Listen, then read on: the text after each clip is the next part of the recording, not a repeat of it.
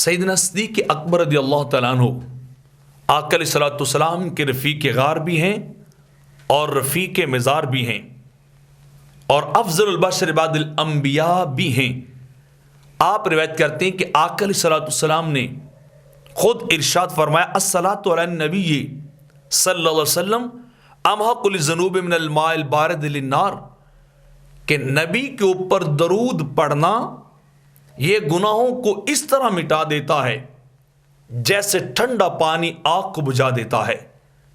یعنی جب ٹھنڈا پانی آگ کے اوپر پھینکا جائے تو آگ فوراً بجھ جاتی ہے، ختم ہو جاتی ہے، وہ جلتی ہوئی دہتی ہوئی آگ بھسم ہو جاتی ہے۔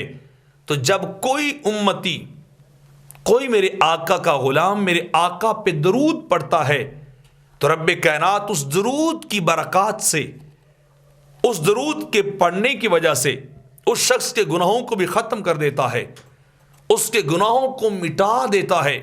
اور پھر فرمایا والسلام علیہ افضل من عتق الرقاب، کہ آقا علیہ الصلوۃ والسلام کی ذات والا صفات پر سلام پڑھنا یہ کیا ہے؟ افضل من عتق الرقاب، کہ غلام کو آزاد کرنے سے بھی زیادہ اجر و ثواب کا باعث ہے۔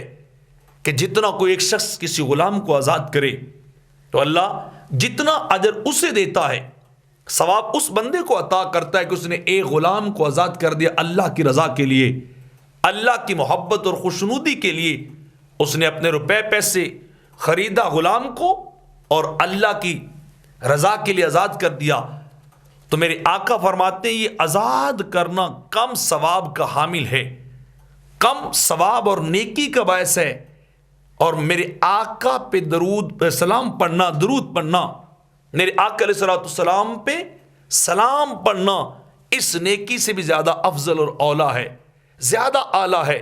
اتنا ثواب رب اس غلام کو آزاد کرنے والے کو نہیں دیتا جتنا ثواب رب کائنات کسی شخص کو دیتا ہے جو میرے آقا پہ سلام پڑھنے والا ہوتا ہے۔